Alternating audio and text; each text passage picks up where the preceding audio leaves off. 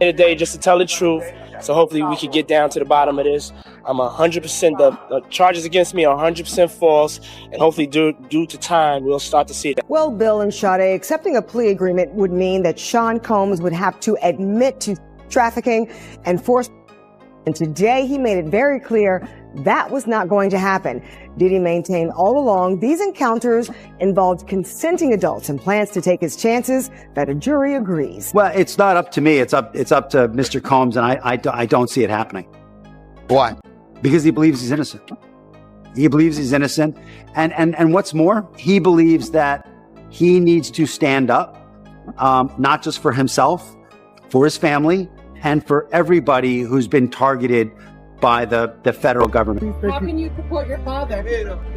This morning, the FBI uncovered a secret tunnel inside rapper Diddy's home. The tunnel led from his mansion to an underground structure beneath a property once owned by Michael Jackson. Inside, agents found unsettling items, including children's clothing scattered across the floor. The footage, released by Misa Hilton, mother of Diddy's son Justin, shows Homeland Security storming Diddy's $40 million LA estate. Armored vehicles, guns drawn, drones deployed, and Diddy's sons, Christian and Justin, detained on the lawn.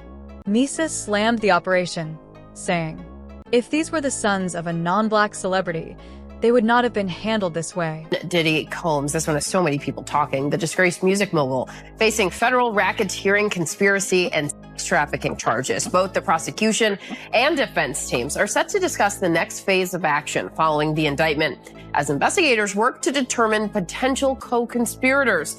But how exactly did we... Do you think that Diddy is actually Justin's father? I wasn't there. You know, Christian Combs, Diddy's son, has broken his silence. He claims that bizarre and disturbing events happened in the tunnels beneath their estate, and that Diddy invited him to freak-offs. Alleged footage shown in court reportedly displays father and son both present at these disturbing events. FBI found a tunnel this morning at the mansion of famous rapper Diddy in Los Angeles, Part 2. After receiving an anonymous tip from neighbors, agents rushed to the scene. During their search, they uncovered a tunnel beneath the carpet in Diddy's bedroom. Despite the family's pleas not to enter, the officers hesitated but ultimately decided to go in. The tunnel looked freshly dug, with wet dirt on the walls and trash scattered around. As they ventured deeper, the narrow space suddenly opened up to reveal 6 locked rooms. The agents couldn't access these rooms, and even more bizarrely, they found multiple intersections ahead in the tunnel. For safety, the agents called for backup and split up to investigate further. What they discovered was shocking. A tunnel connecting to the infamous Playboy Mansion, along with others leading to several Hollywood celebrities' homes. As the agents delved deeper, they quickly surrounded these residences. Guys, they found underground tunnels at Diddy's homes. This was first brought up by Shadow of Ezra, where he talked about the underground tunnels in Diddy's luxurious Los Angeles mansion. It was an underwater swimming tunnel leading to a mysterious grotto, reminiscent of an ancient and modern human use of caves. Now, this is all alleged, of course, but they say that this tunnel connects to the Playboy Mansion. You guys remember that? Hugh Hefner, the guy who lived with all those women in his mansion? There's no available evidence right now. However, reports are noting that Combs mansions do have a pool with an underwater swimming tunnel. They say it's not connected to the Playboy Mansion, but there is a reason why the Playboy Mansion keeps coming up. 10 years ago, they were building underground tunnels to the Playboy Mansion for people like Jack Nicholson for his birthday. So this way, they don't have to go through the outside, but go underground in secret to the Playboy Mansion to do God knows what. You can see the sketches here of these underground tunnels being built. They were working on it, and it was supposed to connect celebrities like Jack Nicholson, Warren Beatty, Michael Jackson, just to name a few. As reported by People magazine, these underground tunnels to the Playboy Mansion were sealed off in the 1980s. The question is, do you believe that? Stay safe and be smart. Well, Bill and Sade, accepting a plea agreement would mean that Sean Combs would have to admit to trafficking and force. And today he made it very clear that was not going to happen. Diddy maintained all along these encounters involved consenting adults and plans to take his chances that a jury agrees. Well, it's not up to me. It's up to Mr. Combs, and I don't see it happening. Why? Because he believes he's innocent. He believes he's innocent. And what's more, he believes that he needs to stand up, not just for himself, for his family, and for everybody who's been targeted by the federal. In a shocking turn, Christian is now reportedly working with federal prosecutors in New York. This comes just days before Diddy's explosive trial kicks off, centered around serious sex trafficking and racketeering charges. If there's a connection yet? I feel like authorities are so stuck in time in the past where, like, they say, oh, don't look into this, don't investigate this, these claims aren't real. But then we see social media sleuths put together these stories and solve investigations. I'm not saying the authorities aren't smart people, they can figure it out, but sometimes the help from the public can lead to, us actually figuring out the truth. But do the authorities want the truth? It really matters who's at the top and who they're trying to protect. Another conspiracy theory that circulated at the time of the raids was that Diddy escaped through an underground tunnel. I do believe he has an escape route planned when it comes to his Miami property because he can easily access the Bahamas through a boat. When it comes to his LA property, he might have a backup plan, which kind of explains these tunnels. In case you're wondering where Diddy hosted these parties, specifically the parties that took place underground, I was absolutely shocked to find out that there is an underground mansion with tennis courts, indoor pools, marble everything, a literal ballroom. And this checks out because Ali Carter was talking about this underground ballroom. Like, actually, imagine being 5 floors beneath the surface. Willing to bet there's no cell service. What are you going to do? Scream? Run? Where are you going to go? Actually terrifying to know that this exists. Like, just want to play tennis in my underground mansion. I have no words. It's crazy. I literally took one sip of my beverage and the whole side of my face felt like I had a stroke. Isn't that, to my mind, that's one of the bigger hurdles in selecting a jury this coming week, is that there is, at least anecdotally, and, when I talk to people, they have that opinion, strongly held opinion, that there's celebrity tapes, that they've kind of conflated Epstein, and you mentioned Ghislaine Maxwell and all of these things into Diddy. There's this idea that somehow this is Epstein. Rumors surrounding Diddy's estate have finally been confirmed. The FBI verified that Diddy's master bedroom hid an entrance to a tunnel system, tunnels that link directly to the Playboy Mansion, originally built in the 1970s. Christian was found inside these tunnels during the 2024 raid. Christian reportedly arrived very intoxicated and then proceeded to pressure Omarki to take shots of tequila. She did. Christian allegedly tried to get her to drink more in the yacht's makeshift studio. Omarki alleges that Christian kissed her neck, kissed her face, as he groped her legs, breasts, and private areas. Omarki reportedly told Christian, quote, "Excuse me, you don't touch my legs like that. I'll move my legs where I want to. If I want to do this, then I will. You don't touch my legs like that." Omarki then says that she told Christian she couldn't stay with him unless it was approved by a supervisor, all of whom she knew would be asleep at the time, so this was a way for her to get out of the situation. She claims that Christian said, "Who can I talk to? I'm going to say I requested you right now." Omarki then says she responded with, quote, "Well, you can take your hand off my ass for the first thing." Omarki says that she tried to go back to her work, but Christian found her again, wanted her to find him a place to sleep for the night. So she ended up taking him to the cinema room for the yacht, which doubled as a place for people to sleep. And she claims that is when Christian blocked her and groped her, took off his clothes, tried to force her to perform oral on him. She says that she was able to fight him off until someone came in. What made you come here to support Puff? I'm supporting Puff because he's innocent, and I'm wholeheartedly believing his innocence, and I know he's innocent. So, Well, you say you know he's innocent. 1,000%.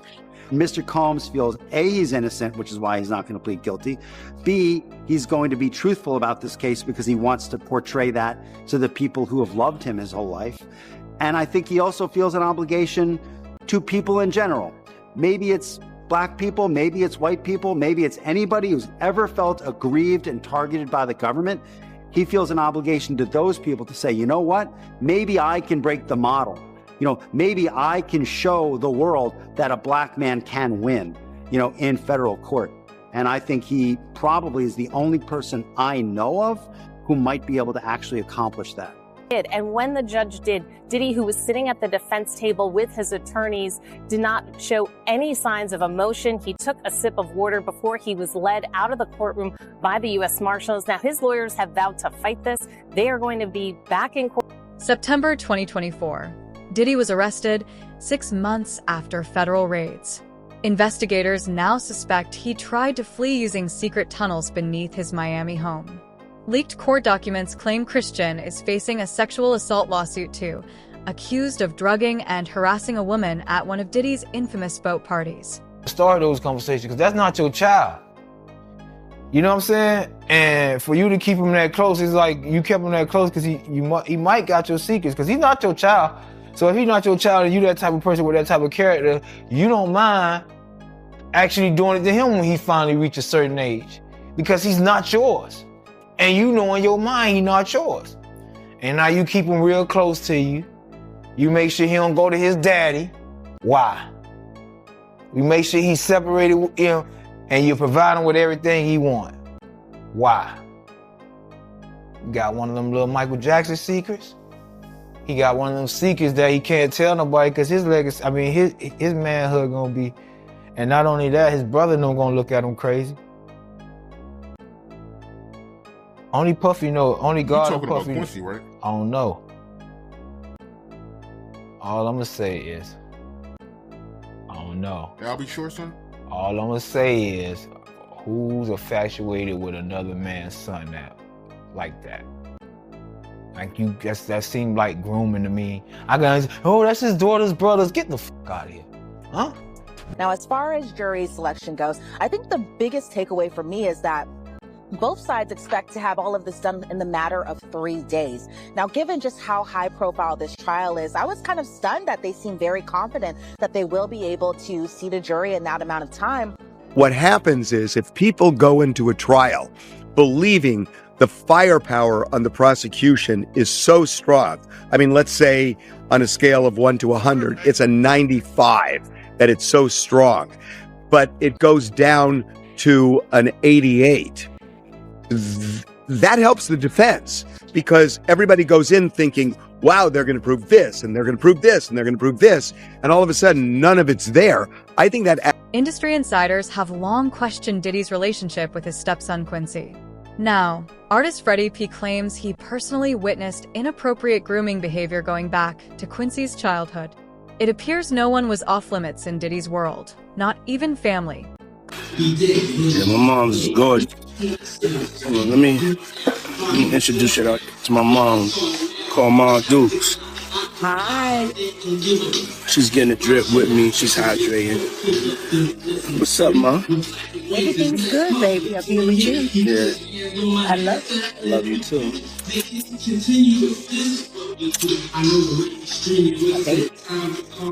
Ma, freshly dipped though. So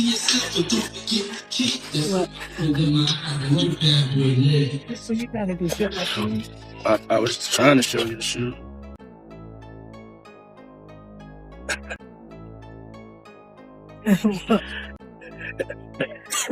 Yeah, my mom's is single. Mom's is single. I ain't gonna hate on my mom's. She's single. Me and my mom talked about one time doing a dating show with her. And she's so picky. She's so picky, they don't stand. But yeah, that'd be the funniest show in the world. It will be. Especially with me. I don't even want to get started if she was doing that. We're not doing that. Cause yeah, my mom's single. Yeah, for real. Mom Duke know how to have a good time. She ain't sitting in the house playing. They outside moving and shaking, baby. She come with me to strip club. I don't care. For real. It's my dog. You know, I want to live life. Be out here moving and grooving. So my mom told me, she just said, keep moving, baby. That's right. Keep moving.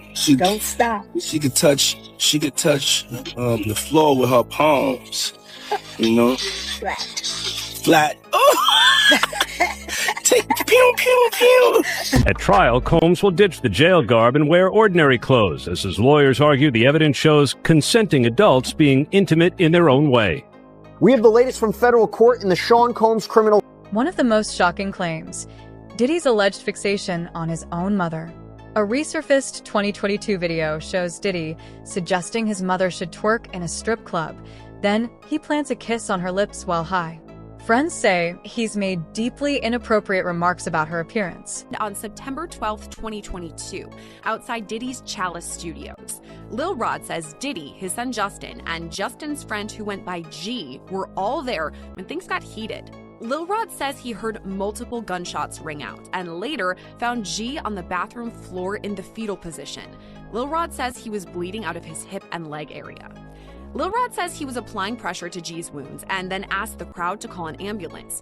At that point, both Diddy and Justin Combs disappeared to another part of the studio. Diddy then gave strict instructions to inform the police that he had nothing to do with the shooting. He also forced Mr. Jones to lie to the police by telling them that G was standing outside the studio by a drive-by assailant. So that specific allegation involves Diddy's son Justin, but another allegation and entirely separate civil lawsuit involves his other son Christian, or King Combs. Grace Omar K alleges that Christian Combs sexually assaulted her on a yacht in December 2022, and she says it was facilitated by Diddy. Here is the other thing with Mr. Burgess. He apparently says he owns the rights to a book that was reportedly based on the alleged memoir of Kim Porter. In fact, according to TMZ, Burgess' phone was seized by the feds, and on it was a copy of a flash drive with material that was used in this book. Here's the problem. Christian and Quincy Combs, these are the sons of Diddy and Kim Porter. Quincy's actually adopted by Diddy. But they are reportedly fighting back, and they have sent Burgess a cease and desist letter to prevent the further sale of this book.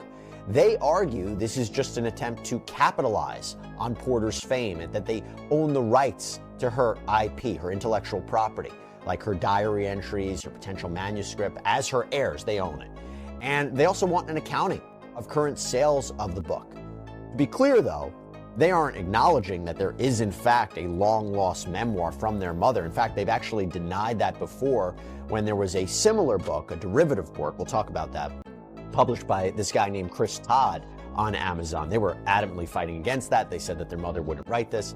But what they're basically saying is if something should exist, they own it.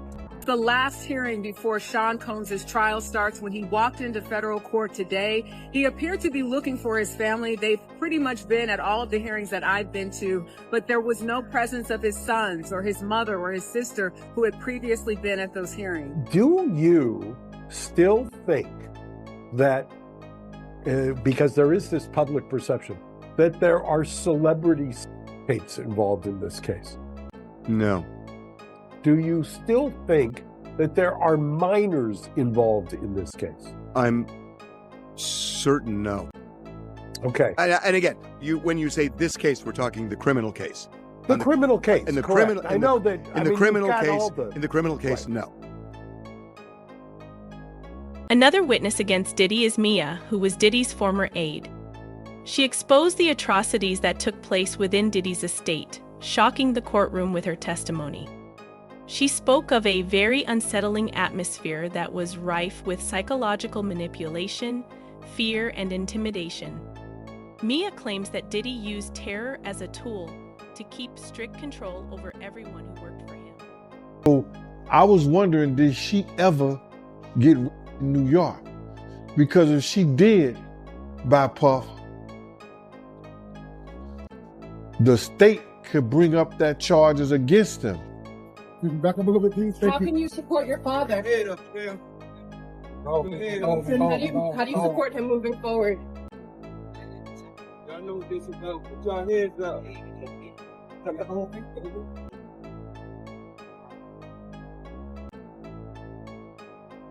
At trial, Combs will ditch the jail garb and wear ordinary clothes, as his lawyers argue the evidence shows consenting adults being intimate in their own way. We have the latest from federal court in the Sean Combs criminal case. Status of jury. According to court documents, Diddy's other son, Justin, played a key role in organizing and covering up the freak-off parties. He allegedly helped recruit ex-employees for Diddy's events and was first to warn Diddy when Cassie's Bombshell tape was about to be released. With legal analyst Misty Maris. And Laura, you are learning Combs could potentially be removed from his trial and not allowed in the courtroom. What can you tell us? That's right, Nicole. This has just happened in the last few minutes, and this would be a huge development if he is removed for the rest of the trial. And what has happened here, as we are going through the cross-examination of one of Cassie Ventura's friends, who we've been telling you about, Brianna, who has been on the stand, Sean Combs has been, according to the judge, vigorously nodding during some of this cross, engaging with jurors, or at least appearing that he's trying to, looking at jurors. That is not allowed. And as you mentioned, legal analyst Misty Maris is here. I'm just going to scoot her in. This is breaking news, so we're just bringing her right in because we're here at the courthouse together. You just came over to tell me what the judge said. Explain to us what this means. Yeah, so this was huge because what the judge admonished the defense team, saying that Combs had been engaging with the jury, meaning that he's making direct eye contact with the jury and having a reaction, nodding his head. The judge said this is jury interference. It's to influence the jury, and actually referenced that the defense was warned not only today during Bongolin's testimony, but also had been warned previously during the testimony of George Kaplan. So this feeds into a federal rule which relates to disruptive conduct by the defendant in the courtroom. And the rule says that if somebody is warned by the judge, if the defendant is warned, but the conduct continues, one of the consequences could be removal from the courtroom for the remainder of the trial. And Laura, that is of huge consequence to the defense. Yeah, and all along we've been seeing Sean Combs, passing notes, and that's allowed with his defense. He's been very active. He's been paying attention, and we have heard of him nodding along during some of the testimony, but this is something different. Correct. So engagement with your attorneys, passing notes during testimony, even being a bit reactive to witness testimony, looking at the witness and perhaps having a reaction and looking engaged, all fine. It's when it comes down to engagement with jurors and something that could tend to influence them in some way. And what the court looks at is their influence or intimidation. Is that what the defendant is doing, and could it have that impact? So here the judge was taking a very strong stance. And keep in mind, from the defense perspective, that would be the most severe consequence, removal from the courtroom, because every defendant has the right to face their accusers. Lawyers had argued that he had made good faith efforts by showing up in New York, ready to surrender to face these charges. But prosecutors said that he could not be trusted, that he has a history of trying to intimidate witnesses, including some who are going to be witnesses in this case. They urge the judge to remand him. He knows the deck is stacked against him. They've got a ton of evidence. Take the plea deal, dude. Just take it. Well, my guess is that, because we don't know the deal of the plea deal. At least I don't think we do. True. Former assistant Mia testified in court, describing a terrifying environment at Diddy's estate, full of manipulation, fear, and control. She claimed Diddy used psychological abuse and threats to keep everyone silent and obedient. The judge was going over his issues with juror number 6, and although he did not make a final determination, his thoughts on juror number 6 being removed were pretty clear. He stated that in the initial process, juror number 6 said that he lived in the Bronx with his fiance and his daughter. Then he turned around a while later and said that he moved to New Jersey with his girlfriend, and also said that his daughter lived in New Jersey. But then it changed again and said that his daughter lived in the Bronx with his aunt. And he referenced that this was only a couple of the inconsistent statements, that there were more. The judge then stated that he wants this juror off the jury because there is no reason why this man would have to lie, and the only reason he would lie is to be a part of the Diddy trial, which made him worry that this juror might have a malicious intent or an agenda. But then after the judge said that we need to strike this juror off of the jury, Diddy's team started bringing up more arguments about this. Diddy's lawyer said that this juror is important because they need diversity, and he is only one of 4 black men that sit on the jury. He also said that he doesn't believe that these inconsistencies were that big of a deal where this juror would have to be removed. Diddy's team was arguing that this is something that should have been brought up weeks ago, and nobody brought this up, and the government is saying, listen, I didn't even know about this back then. Then Diddy's lawyer said something really, really weird. They said, just bring this juror in, just question him. I'm sure it's nothing. I'm sure he'll be able to explain. But this is what the government wanted the judge to do earlier, and Diddy's lawyer said, no, that would be harassing the juror. Then the judge told everybody to get out of the courtroom, that they needed to have a sealed talk. Diddy's lawyers had argued that he had made good faith efforts by showing up in New York, ready to surrender to face these charges, but prosecutors said that he could not be trusted, that he has a history of trying to intimidate witnesses, including some who are going to be witnesses in this case. They urged the judge to remand him. He knows the deck is stacked against him. They've got a ton of evidence.